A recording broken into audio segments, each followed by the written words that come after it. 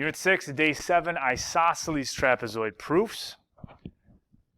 Properties of an isosceles trapezoid. Well, it'll start with the same properties of a trapezoid, which means exactly one pair of parallel sides.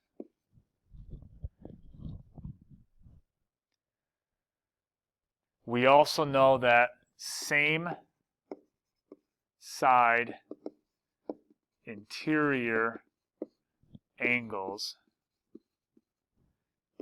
add to 180 degrees or are supplementary.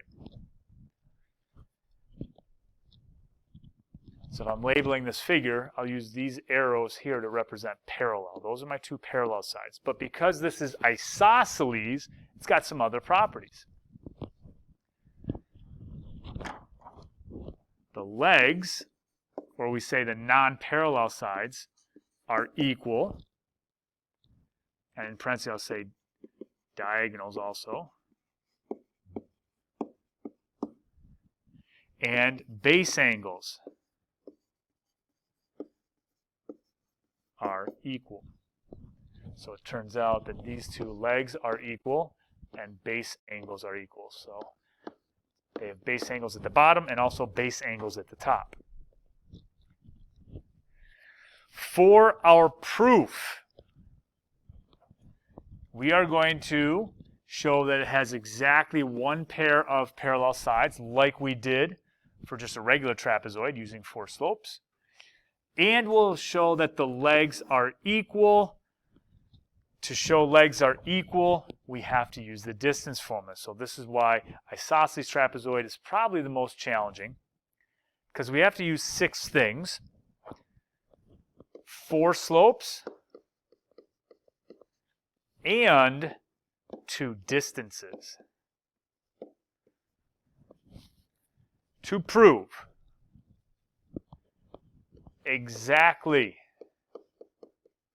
one pair of parallel sides, which makes it a trapezoid, and equal legs. Like I said, you could do the diagonals if you want, but that gets a little bit more complicated. Let's take a look at the first one. Prove ABCD is an isosceles trapezoid if, and they give you the coordinates. So if you want to use the formulas with the coordinates, you can do that, or you can be visual. The first thing we need to do, identify the parallel sides using slope. To me, visually, it looks like AB is going to be parallel to DC, so let's find the slope of AB. The rise is 3. The run is 1, 2, 3, 4, 5, 6, 7, 8, 9. Also notice it's going downhill, so it's negative. So this would be negative 3 over 9, which is negative 1/3, if you simplify it. The slope of DC better be the same when we simplify. Let's see what happens there. Slope for DC, make your right triangle, count your rise and your run. My rise is 4. The run is 1, 2, 3, 4, 5, 6, 7, 8, 9, 10, 11, 12. DC is also going downhill, so that slope would be negative 4 over 12, which simplifies to negative 1/3. Since I use slope, I am showing that these sides are parallel. They're not equal, they're parallel, so we say AB is parallel to DC. Slope determines parallel or not parallel. Now I've got 2 other sides I have to show are not parallel. We have to use 4 slopes, as stated up above. Next, I'll do the easy side, BC.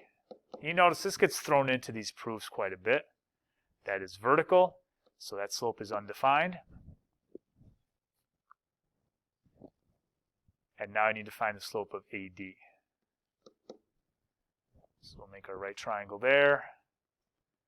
The rise is 1, 2, 3, 4. The rise is 4. The run is 3. That's 4 over 3. And it goes uphill, so it's positive. And clearly these slopes are not equal, which means those 2 sides are not parallel. So we say BC not parallel to AD.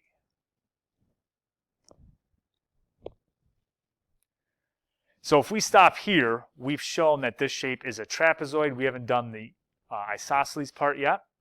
So to do that, we have to use the distance on the legs. So I will find the distance from, let's start here, B to C.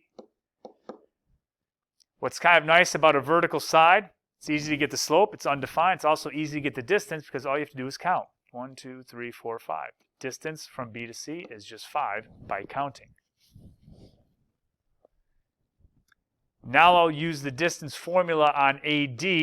I've already drawn the right triangle up there, so I can see that delta x is 3. I get 3 squared, and delta y is 4, so that's 4 squared. And if I put 3 squared plus 4 squared into the calculator, I get square root 25, which is equal to 5. So what I've shown here, using the distance formula, is that BC equals AD. They are the same length. They're not parallel, but they're the same length, which will make this trapezoid isosceles. And my conclusion will be ABCD is an isosceles trapezoid because it has exactly